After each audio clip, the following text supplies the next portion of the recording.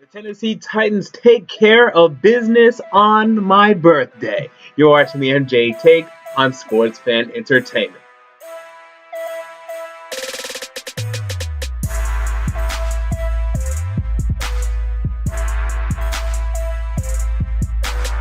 Hello and welcome to the MJ Take on Sports Fan Entertainment. Tennessee Titans get it done on my birthday on October 27th, 2022. And look, I told you before the game, I told you last week when they lost to the Colts. Number one, I told you that they'd lose to the Colts. And number two, I told you that they'd come right back and they'd beat the Jacksonville Jaguars. This year, the Jacksonville Jaguars stink. And man, they stink bad. I believe they're one of the top five worst teams in the NFL. They're absolutely god awful. Do not allow Blake Bortles' stat line to fool you. If you hear anybody talk about Blake Bortles' stat line in a positive manner, you tell them that you're an idiot, that they didn't watch the game, that they're lazy, that they're unconscious of the fact that Blake Bortles was just awful in the first half. I mean, just beyond repair. The guy wasn't hitting his receivers. The guy wasn't on the same page with his receivers. The guy was just absolutely awful. It's amazing to me that he did not throw an interception in this football game. The guy was just dreadful. The Jags play calling is god awful. They don't run the football nearly enough. They need to run it more. When they actually run it, they actually have some success. I saw TJ Yeldon having some success, making some guys miss, having some broken tackles, but they just won't run the damn football for whatever reason. It's unbelievable to me. Then number one, Gus Bradley. I mean, this guy stinks, man. The guy's a horrible head coach. I mean, honestly, man, the guy's horrible. 14-41 as an NFL head coach. He's got off. He's the worst head coach in the league. I mean, when we talk about Jeff Fisher, we all know Jeff Fisher's bad. But you see Jeff Fisher's team fights for his dumbass. They'll have maybe a horrible game week one against the 49ers, but then they'll come back the week after that and they'll play hard. You don't see that with Gus Bradley's team. His team, they don't care about him. He's such an idiot.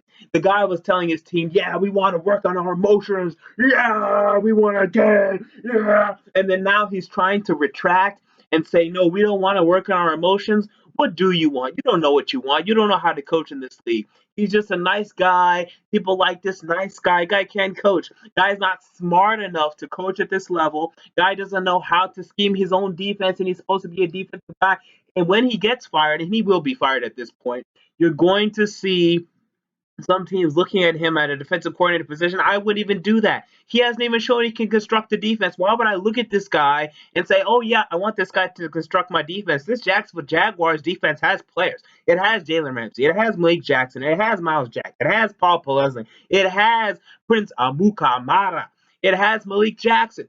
It has plenty. Derek Marks. It has plenty of players now. Now it's just Gus Bradley. So I wouldn't look at him as a whole head coaching job. I wouldn't look at him for a defensive coordinator job. I wouldn't look at him for a college job. I think he's a high school coach. I think he's a high school coach. I think the offensive coordinator for the Jaguars, Greg Olson, is a high school coach. I think the defensive coordinator, I don't even know his name. He's a high school coach. You're looking at high school coaches coaching a professional football team, and this is the result. They think they're horrible. They're terrible. They're so bad. Get them out of here. Get them out of my face.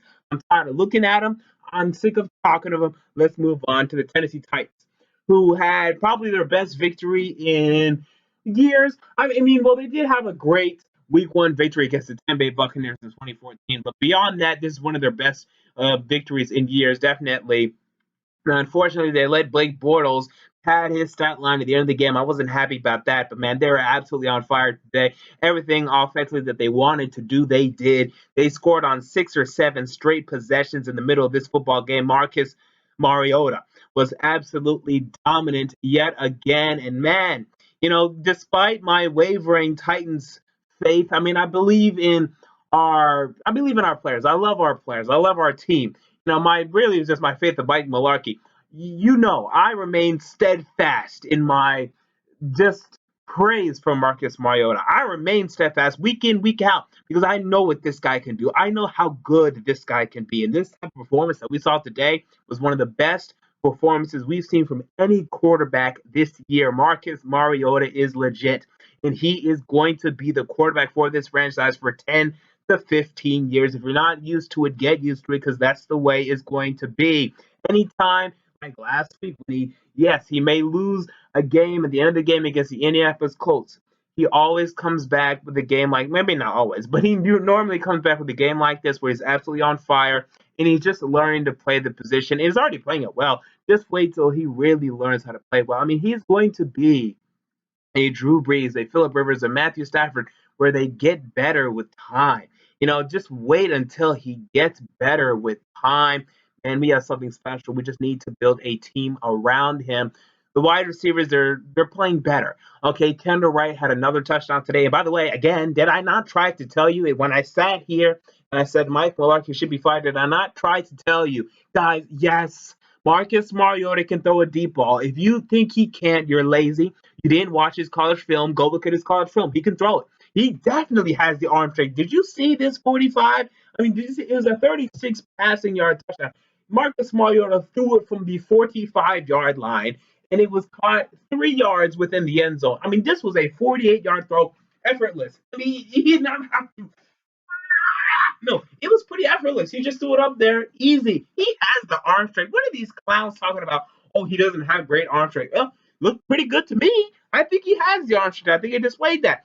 He can throw the deep ball. Some clown said, well, no, none of the wide receivers can catch the deep ball. What are you, an idiot? They're NFL wide receivers. Of course they can catch the deep ball. You won't make it to the NFL if you can't catch a damn deep ball. You have Rashard Matthews who caught plenty of deep balls for Ryan Tannehill, and now he's catching them. You have Kendall Wright who caught plenty of touchdown passes from Robert Griffin III, plenty of deep passes from Robert Griffin III. Now he's catching them. All you had to do was scheme them. Now they're scheming them, and you're seeing the results.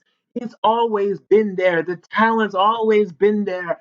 The ability has always been there. You just needed to scheme it. Now they're scheming it. Now they're winning. Now they're playing well. Now Marcus Mariota is playing up to his capabilities, up to his abilities.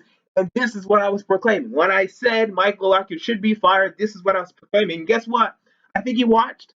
I think he watched because guess what? Everything that I said we should do, everything I said our team should be predicated on Marcus Mariota, on the passing scheme, on spreading out the wide receivers, on throwing the ball deep more often. Look at the results. We are being a more successful football team than we've been in years. And I think I deserve a little credit for that. But anyway, we won the game. And, defensively, I don't love that we let them come back. And, here's the problem. Okay, we're going to start yapping. A lot of y'all, not me, you're going to start yapping about the AFC South. Okay, here we go. Titans could win the AFC South. I think we're going to lose next week at San Diego. I think San Diego is better than us. I think they've proven it. They can win tough games. The only question is, sometimes San Diego doesn't play quite up.